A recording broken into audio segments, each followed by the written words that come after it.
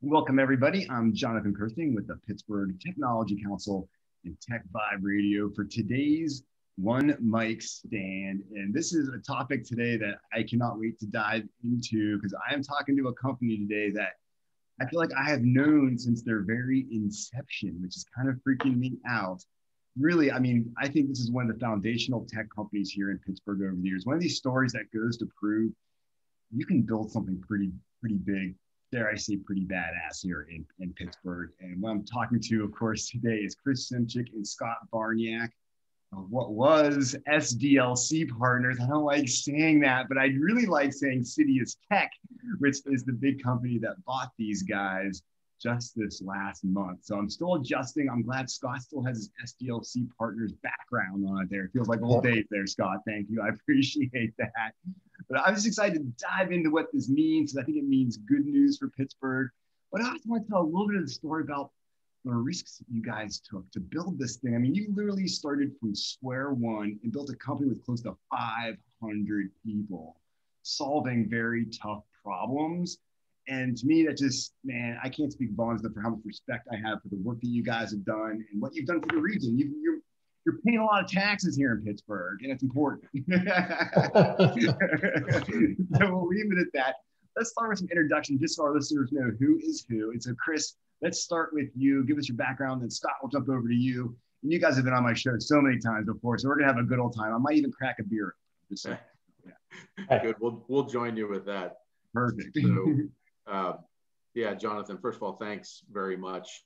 You know, you've been very great with us over the years and kind relative to giving us time, understanding our story, you know, highlighting some of the things we've been trying to do in the marketplace. So we really appreciate that and everything really that the Tech Council has done and what they stand for. You know, it's really a great foundation for the region to build off of all the great work that the team over there does. And, you know, you and Audrey and Brian and everybody else that have been there for so long. And, you know, I hear your point. You know, it does feel like we sort of grew up over the last 15, 16 years together. So that's been neat. But, you know, I'm Chris Simchick and, you know, good to see everyone again. And, you know, it's hard to say this, but it's now just over 30 years of experience in the consulting industry. I love it. Yeah, that sort of sneaks up on you quick. And, you know, I really don't feel that old, but I guess I am. And, you know, we've had a lot of fun through the years and making, you know, our mark, if you will, in the Pittsburgh market and region and with our customers. And we've had really great success with, you know, our customers supporting us, our employees engaging. It's really been one mindset over the years. And that's something we've really tried to foster. And I can think back to when, you know, I was in the field doing client delivery work many years ago and, you know, how important it is to build those one relationship at a time. And I think that's what we've really tried to do as a company. We take very seriously and very importantly the relationships with employees, relationships with our customers. And I think that's what we built the foundation on. It was never the intention to, you know, set out and build a company necessarily that was hundreds of people in size and one of the largest consultancies in Pittsburgh. That evolved, I think, just through doing great customer delivery and solving those tough problems and trying to find and hire the best talent and keep them on our team. So we're very fortunate that we have the team members we do, and we recognize they have lots of choices in the marketplace, and we're glad that they spend time with us. So we're really excited about that. So Scott, no conversation about SDLC is complete unless we guys are here. So I'm so glad to see you. I haven't seen you a while since COVID, so I'm glad to see you virtually. Yes. I was just thinking, we used to have to drive to the DV studios to do these, and then you had that cool studio over in the new digs. Yep. And then COVID hits, and now we're doing things on Zoom and Teams. So a lot of flexibility. So I think that's a testament to Chris's point about the PTC, always evolving, always adapting, always adding value. So we're always excited when you're able to host us on the show. Same with Chris, unfortunately, or fortunately, depending on how you look at it, about 30 years of experience in the industry. And lead all of our go-to-market, our marketing, and our sales activities. And as we go forward here, evolving, we were really excited about the additional capabilities that this new relationship and platform with Citius brings us. And so there's a lot of cool things that we think we can do. We've made a bit of an impact in healthcare, we think. Come on, man. We think we can make a really big impact with this new relationship. So we're excited to talk to you about it today, but also see how it unfolds and help shape how it unfolds. Definitely. So before we jump into how the whole transaction happened, I just got to step back real fast and say that, I think you guys have been growing SDLC for 15, 16 years. And it's one of those where, yes, you grew really fast. Because I remember having you on, hey, we hired a 200 employee. Hey, we hired a 300 employee. Hey, and the clients you were bringing on, it was man, they're moving. But at the same time, you were being very methodical about it. And I think as Chris alluded to earlier, it was really one relationship at a time. So it was neat that you were able to combine this, what seemed like this very fast moving thing, which it was, but at the same time, it wasn't just fast for fast's sake, so to make a buck quick. It was fast because you were solving problems so quickly and having such impact that you were getting more business and able to grow because of that. So I think that's really unique. I don't think you see that often. I know in my 25 years covering tech, I've only seen that in a few instances. And so I think it needs to be said that it's one of those deals where this was a really sustainably built company. It wasn't let's build it, put a marketing plan together and hope someone buys it in a couple of years and we'll make a couple bucks off of it. But you guys were in this to solve tough problems. And then you got to this point now with CitiusTech where I'm sure you had many people courting you over the years, seeing the impact you were having, wanting to add them to their armament as far as that goes. But obviously CitiusTech stood up and they realized that you could be a really key piece of them delivering these healthcare solutions and so forth. Tell us about that and what led to this eventual acquisition of SDLC Partners. And I still feel a little sad saying that. Yeah. Well, before you start, Chris, the name's not going away anywhere, so we could still get you a Yeti mug. The name, you can. Yeah. So we're not rebranding SDLC. Yeah, you still have time on that. We're keeping the name and everything. So the SDLC brand and logo. Like a division of CitiusTech or something like that. Exactly. Yeah. I'd say you have a huge brand in the marketplace for those 4 letters to go with. Exactly. We have too much invested in that stuff. Yes. All those Yeti mugs, just alone right there, I'm telling you. Exactly. That's right. Yeah. That's right. So, to address your question, Jonathan, we weren't out looking in the market to do a transaction from the sell side perspective. Okay. In fact, quite the opposite. We were looking at it from a buy side perspective, especially before 2020.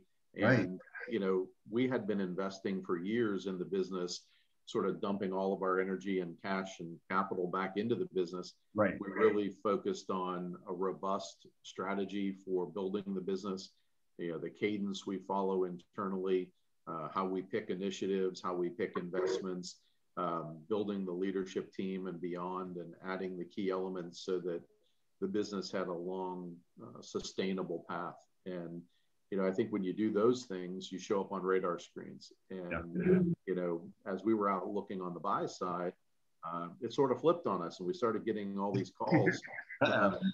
What's this? In 2020, we started to get all these calls, so much so that, we brought on an investment banker to help us sort of handle them. And when CitiusTech contacted us, it was really an interesting, dialogue. It started out with a lot of synergy around how we thought about customers, how we thought about our employee base, et cetera, and how we really paid close attention, to what it was like to deliver for a customer. And we just found a lot of alignment around those core elements to begin with. And then as we started to look at service strategy and what our go-to-market was, the things we had a lot of success around, some of the larger solutions we had built out, and even some of the work we do to manage services for our customers, that fit really neatly with some complementary capabilities that CitiusTech brought to the table, especially around, healthcare payers, providers, med tech, and life sciences, which are the markets that they go to the market with or after. And when we look at all the capabilities we had, plus theirs, it just expanded that delivery capability. Like that perfect fit. They just leverage each other at that point, yes. Right? Yeah, exactly.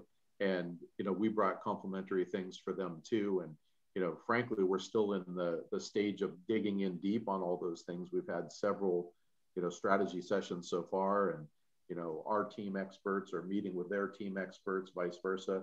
And we're really covering a lot of ground on those, understanding each other in detail so that we put that value prop together for the broader marketplace. And we think it's going to be really healthy. It's going to bring a new standard to the market, I think, in terms of delivering from end to end for customers. And what I'm most excited about is it stays SDLC Partners here in Pittsburgh, which is so well branded and people know and trust that name. So Scott, tell me more about how you guys kind of move forward in the marketplace with obviously the backing of the CitiusTech. That like it feels like now that like you guys are like full game on now. I feel like you've now doubled your presence in Pittsburgh. Yeah. Yeah, to Chris's point, we're still learning collectively about each other's capabilities, and I think one of the things that we're seeing is as these complex problems or customer problems come up that you had alluded to, Jonathan, in real time, the teams are jumping in together and collaborating, and we're moving on pursuits together. So, things that were in flight, both with CT, as they like to be called, so we shorten it to CT. You'll hear us say that from time to time. And they have some unique branding on their end too, which I could allude to a little bit. But and then when we have some things in flight, there's not an email that doesn't come through or a meeting that doesn't come through each week that is specific to that. So, we're working over the next quarter or two to unify the bigger messages and the bigger sets of problems. So to take that inventory and pull it all together, but we're not waiting for that to be done in order to help and impact a customer. So that's in flight. On the branding side on their end, I mentioned CT. They've done a nice job with a training platform that they call University at CT at the end. They're clever. And, yeah. And I think that, and they, so they use that a lot. And so that was another thing that I think that is exciting. While we have a really robust LinkedIn training program and some of our mentoring capabilities and things we do that are organic within the firm, their technical platform around things like Fire and API data is really nice. So it's a great addition. And I know a number of our employees, the moment they heard about that, have been clamoring for access to that. So we're working through a lot of that. Yeah. So can you give me a little more about what CT is all about? Our listeners out there may not know. They're a pretty sizable company, and tell us about their core things, and then obviously why bringing SDLC under their wing, made such perfect sense to complement everything that they do. Yeah, so CT's about 4,500, maybe a little larger now, employees across the globe. They have a U.S. headquarters in Princeton, offices in Melbourne, and now Pittsburgh. They also have some satellite offices in other locations in the U.S., and then they have a big presence in India with 4 or 5 locations. And, from the perspective of the U.S., that's a significant investment area for the organization going forward, with well over 100 customers here. So big footprint, big customers, big brand names. We almost doubled their presence in the U.S. With continued growth. So we have here domestically over a couple hundred current requirements for hires, people that we need. So from the perspective of investing in the U.S., investing in the cities we're in, that's going to continue. And in terms of the growth strategy, it's really one of, how do we grow more competency where the customers are? So that's been part of the strategy. And I think that was one of the things that attracted them to us. We have a big presence, great customers, and in a city that has a reputation for a tech transition. And I think that was really, checked a lot of the boxes. Very cool. So I feel like in Pittsburgh, you have this almost 400 plus people on the ground that were SDLC. And I feel like with this now, and you guys are like always in hiring mode. There isn't a time when I'm like, yeah, we need like 10 more engineers. It's like, oh my God. You're gonna need like 20 more engineers. So what are your growth plans in Pittsburgh now? I'm feeling like you guys are going to be really busting up now. Yeah, for sure. I mean, if we could just, if I look at the needs currently, if we would just fill the current needs, Okay. we'd grow by another 15 or 20% this year. Oh my goodness. In terms of headcount. So, you know, it's a talent challenged market right now, obviously. There are new doors opened because of remote work, which has been great. We've participated in that. But, you know, our plan is to continue down the path we've been. We're, you know, growing at 15 to 20, 25% a year. We're sitting down now to take a look at, with enhanced, you know, capabilities and opportunities of services, how much more can we accelerate that? You know, we're just sitting down, as Scott said, to do that sort of joint strategic planning. But we see the opportunity to expand our footprint significantly and have Pittsburgh be a really central hub to that. And I think that, you know, 20 to 30% growth is very, very feasible. Do you have enough space in there? You could fit everybody? You might need another floor or two. Yeah. Well, that's the good news about having home office. You see me in my home office today. Absolutely.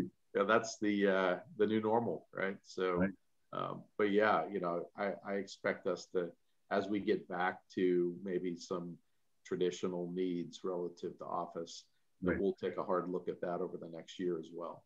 Most definitely. It's just another thing too, Jonathan, I was going to say, you know, Citius, and at least Citius leadership is not, Pittsburgh is not foreign to them. They did have a customer here in NetHealth that they've done business with. And then as you might expect, some connection at CMU. The president's wife went to CMU, and they've actually participated too in sponsoring interns and some capstone projects. So there's some familiarity, to Chris's point about the robustness of the city. And they've been excited about our relationship with the Tech Council and Chris's role with the council. So I think that, you know, for what we see and going forward in Pittsburgh is nothing but continued opportunity. They like the area. They like kind of where we're situated. And in fact, there's been some discussion about, hey, can we co-locate some people who we wanted to have physically here in the U.S.? Can we move them into the Pittsburgh area with you guys? So we see that as yep. Most definitely. Well, I'm excited because you're giving them a nice touch of black and gold.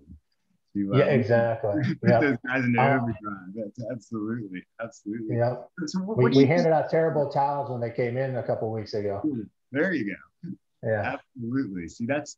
I think if anything, this is going to kind of reinvigorate their culture a little bit by bringing you guys on board. So this is going to be great. Well, yeah, it is kind of fun because the other U.S. is obviously in Malvern, and so that's the Philly side. So basically, their whole presence in the U.S. and CT's whole presence is Pennsylvania. So we can have a good Pittsburgh, Philadelphia kind of friendly, rivalry going on. So very cool.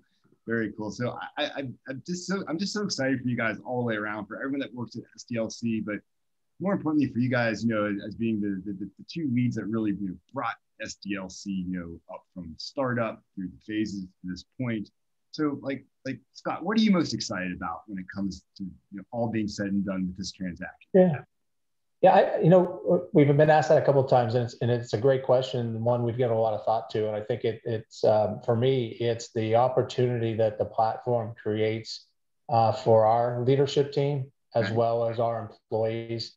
The opportunity to work on a lot of different cool things across the whole healthcare ecosystem.